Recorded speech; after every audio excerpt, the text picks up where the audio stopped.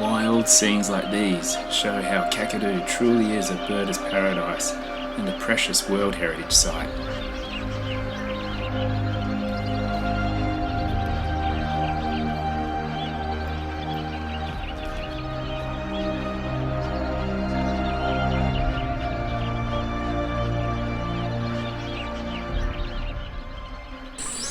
G'day, I'm Luke Paterson, owner and specialist guide of NT Bird Specialist, birding and photographic safaris. For the past 20 years I've been touring right across northern Australia, and I always love coming into places like Kakadu National Park, where it's got 300 different bird species and it's almost about 1/3 of Australia's total, which is just incredible. So stay tuned folks, I'm going to show you some of my favourites.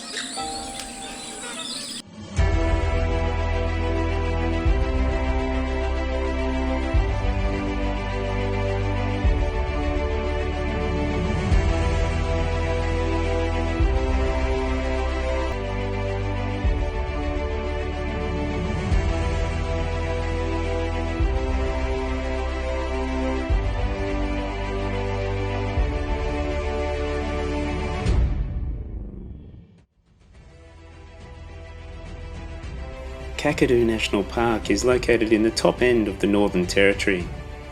It's also the largest terrestrial park that we have in Australia, covering just under 20,000 square kilometres in size.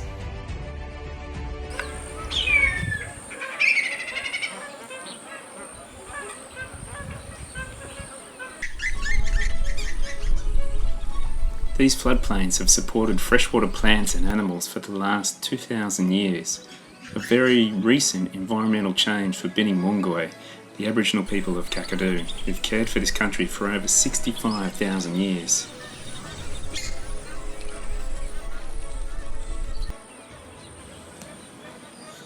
Kakadu is a stronghold for magpie geese, where in many other parts of Australia they've disappeared. A spectacular sight is to watch them noisily gather en masse to feed on wild rice or water chestnuts of the Inlcuding, one of the world's richest sources of carbohydrate.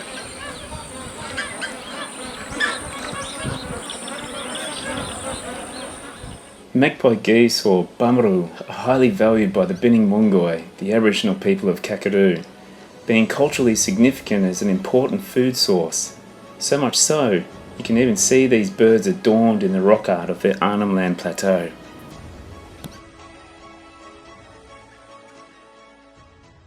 The Arnhem Plateau is home to a highly diverse mix of fire-sensitive habitats, and what's really amazing is that this area has got the highest rate of endemism within anywhere else in the Northern Territory.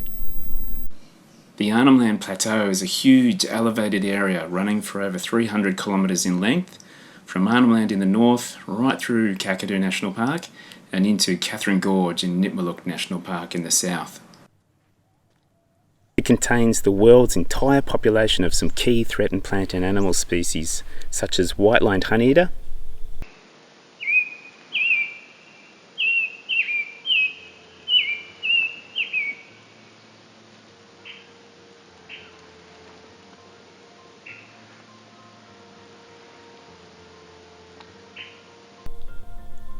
Ownpelly python,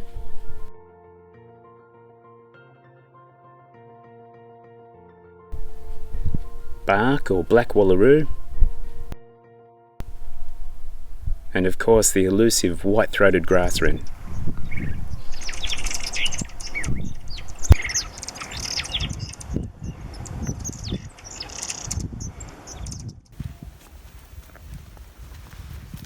So whenever I'm walking through stone country like this, you can see behind me at the moment, I've always got my eyes open, looking for any sharp movement. You might see things scuttling amongst the rocks.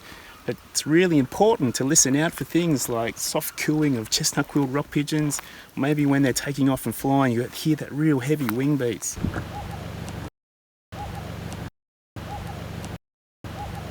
Other sandstone specialists that we'll keep an eye out for, things like sandstone shrike thrush, and if you're lucky, Wilkins rock wallaby. So we'll see how we go.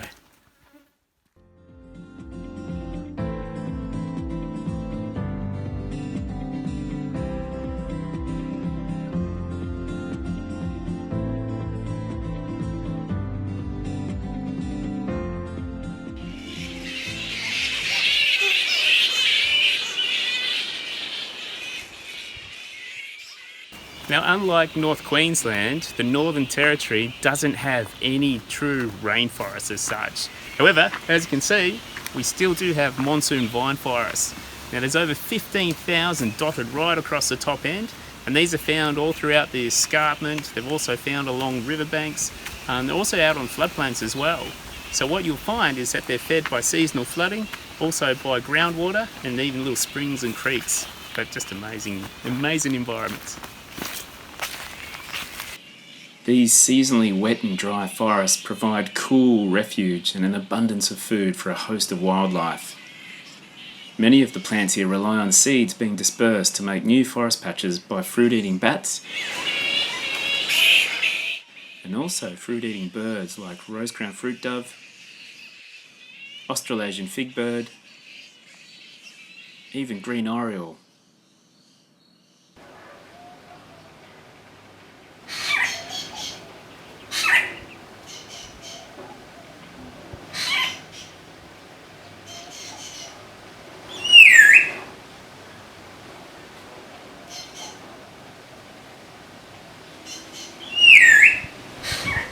So in the stone country, you have the endemic chestnut-quilled rock pigeon feeding on seeds, and in the same family but within the neighbouring monsoon forest canopies, you also have another endemic, the black-banded fruit dove. And these are highly desired birds for birdwatchers throughout the world.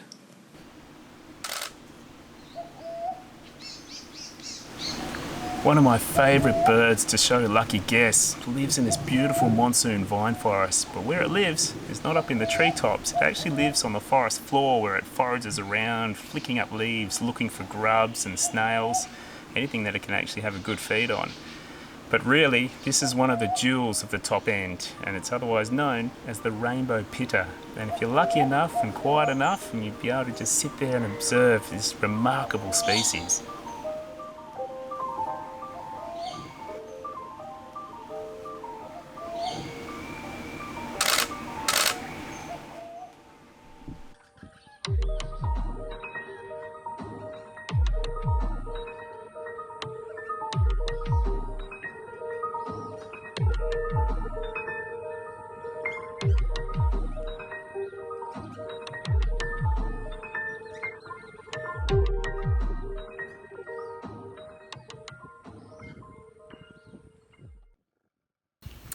Kakadu's wetlands and floodplains undergo the most dramatic seasonal changes of all the environments out here.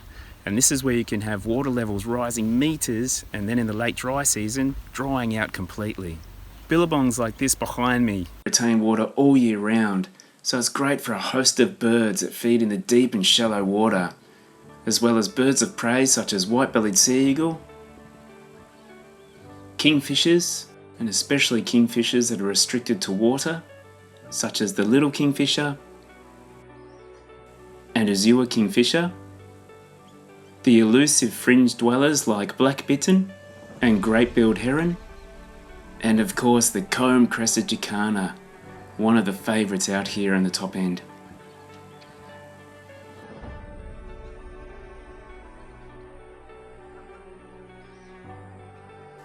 Kakadu's Ramsar-listed wetlands support a huge variety of birds throughout its seasonal cycles.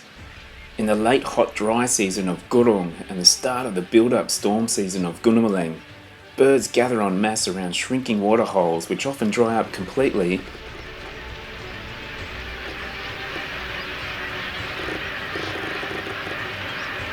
or turn from once green floodplains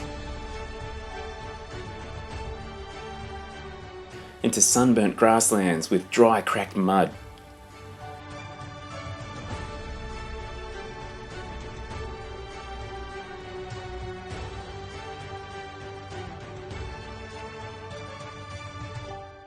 The heat is intense during this time and many different species of birds and animals move in to feed on the bulbs and insects.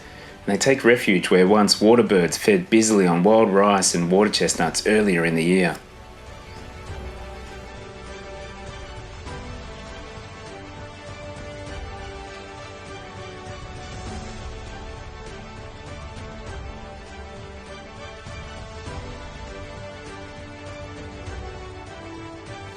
Gunamaling is also the time where Kakadu sees thousands of migratory shorebirds returning to its coasts and wetlands, which provide vital feeding grounds for these far-travelling birds.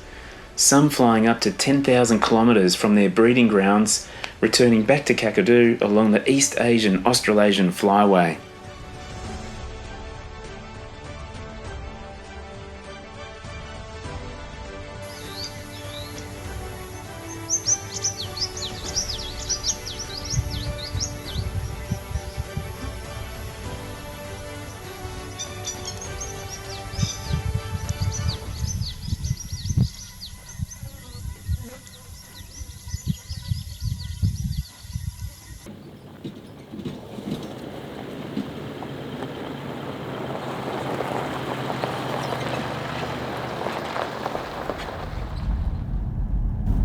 Considering that we're travelling through this open savanna woodland, which is the most biodiverse of any environment out here, and it covers around about 70% of Kakadu, but travellers, when they're coming out here alone, they often remark that they see little to no wildlife, and they've been travelling for several hundreds of kilometres.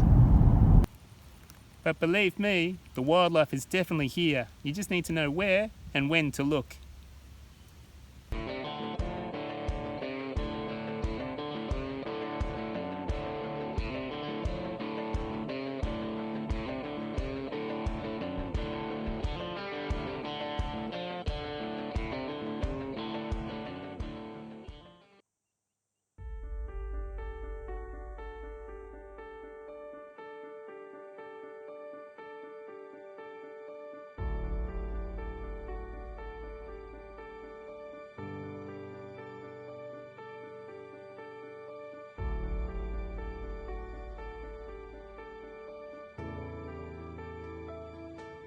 To beat the heat, much of the wildlife comes out at dusk or dawn, or is nocturnal.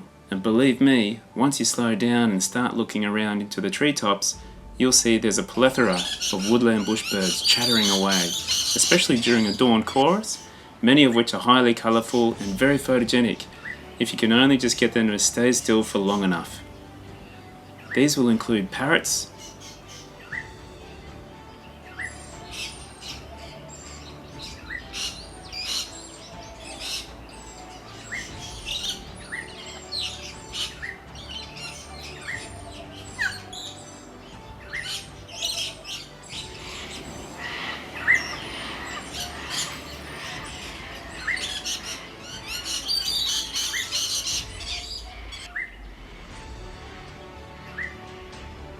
bee-eaters,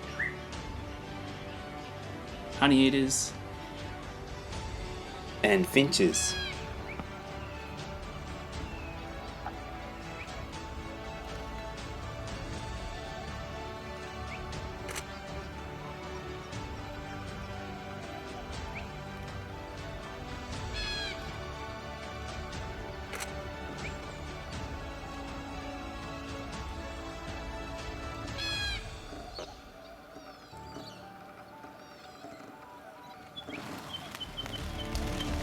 Being species-rich and complex ecosystems, Kakadu's woodlands support apex predators of the bird world also. Species like wedge-tailed eagle, black-breasted buzzard, and one of Australia's rarest raptors, the red goshawk.